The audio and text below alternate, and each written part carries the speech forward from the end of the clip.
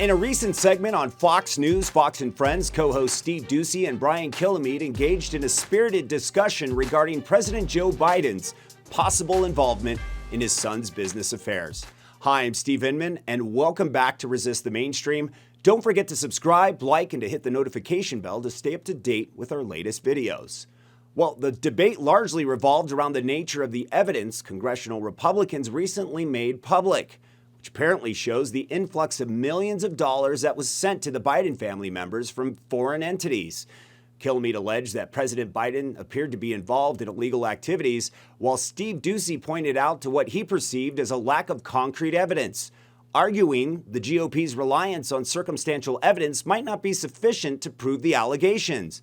Throughout their discussion, the co-hosts occasionally talked over each other, a little bit of a train wreck, revealing their strong and differing opinions on the subject, while Doocy consistently emphasized the need for undeniable proof to sway public opinion. Kilmeade stressed the seriousness of the investigation and its potential implications for the Biden administration as seen here. What kind of service did Hunter Biden give? Is he a lawyer, internationally known lawyer? Is he a wonderful investor? None of those things panned out, but a meeting with the president did, and that's what I think is so important. $2.5 million from Russian oligarch, $142,000 for a car. What was the Bidens giving up, and does it play into policy then? As vice president, because he had the portfolio for Ukraine, for example, played a major role in all our border and our Central and South American access, the portfolio given by Barack Obama. And what role does it play in his policies now? And if 9 separate Bidens are benefiting, who have done almost nothing, including his grandchildren, who's to think the president, who averaged $300,000 a year, but lives a luxurious lifestyle, was how not benefiting? How is this not leading right to Joe? And Brian, you brought up a good point. The grandkids got money. Why did they get money? You know, we've heard the numbers, a lot of the numbers in a broad way from the Republicans. And yesterday they gave us more bank records. But you know what?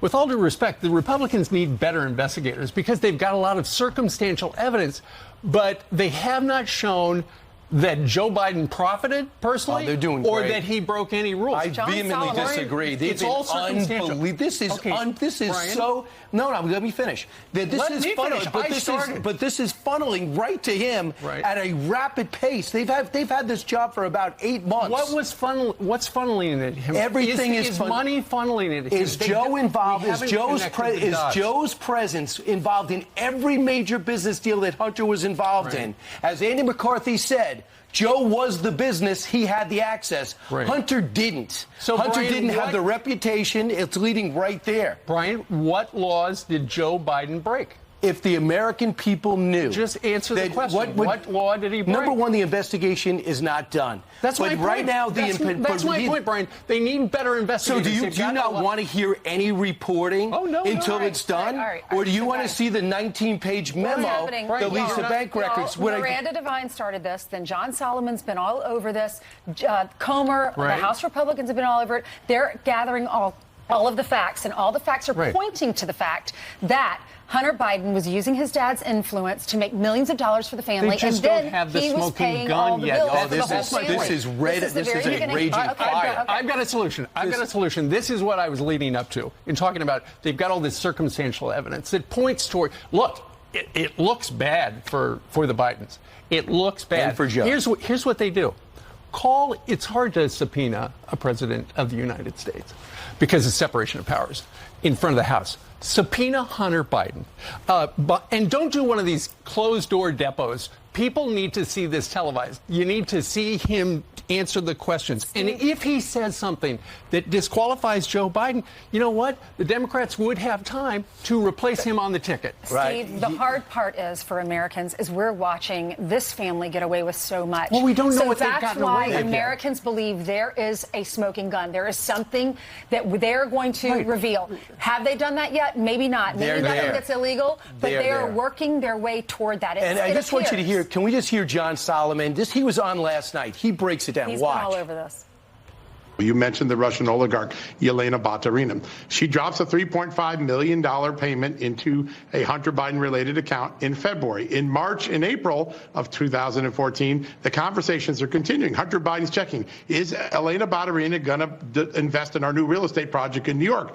He gets an answer, yep, she signed off on it. A couple days later, do you know where Yelena Baturina is? She's having dinner with Joe Biden at the Cafe Milano. The pattern is very clear. What James Comer's done is followed the money, then put a timeline together. It is very clear as what's going. Hunter Biden was selling access to his father. There's nothing his father can say to deny it. He went to the dinners. He got on the phone calls. It wasn't the illusion of access. It was access. And as John Solomon said, he was at the dinners, on the phone, golfing with these guys. The meetings took place, Air Force Two to Mexico, meet Carlos Slim. If any logical person sees Joe Biden playing a role in his son's business, the only reason he's in those meetings, his son has the meetings, because his father's vice president, later to become president of the United States. And 14% of the country said if they knew about this, they would have changed their vote in 2020. He looked in the camera in those debates, and he lied about having knowledge about his son's business dealings, and we see the notes, the handwritten note to Devin Archer. Everybody knows where this leads. Well, Hunter does not have a business without his last name and his dad, and his dad was present at all these meetings. What else do you conclude? And to my earlier point, the Republicans just need to present the evidence to the American people and say, look, they got to say, okay, we can prove 19 pages wasn't enough yesterday? Brian, they got to say, we can prove Joe Biden broke the law by doing this. Or the Hunter Biden broke. That's all I'm saying. So you only want a concluding sentence. You don't want to see the investigation? I'm watching this investigation is the most damning, leading to a culmination I've ever seen. I said it looks terrible. We just need proof so the American public. But you said the Republicans doing a terrible job. They're doing an unbelievable job. They need better investigators to connect the dots. Well, better investigators. You know what else we disagree about this. His son has no experience and sits on a board of this energy company, and they're paying him millions of dollars. His dad's the vice president. His dad's calling him on speakerphone. It looks very shady. Is that trading money for policy? Of course it is. That's the question. Look, we know the clock is ticking, and people are getting impatient by the minute. I believe people just want to see justice served instantly. This is about people of power that have been getting away with stuff for years. Stuff that you and I would never get away with. We'd be thrown in prison for life or even sentenced to death in some cases. It's us versus the elite, us versus the club. This could quite possibly be the most important case that just may set the precedents of years to come, with elites being held accountable for once in their life for their crimes. Only time will tell, and we'll see. Again, I'm Steve Inman. Don't forget to subscribe, like, and to hit that notification bell to stay up to date with our latest videos. Until next time, take care, resist the mainstream, and we'll see you then.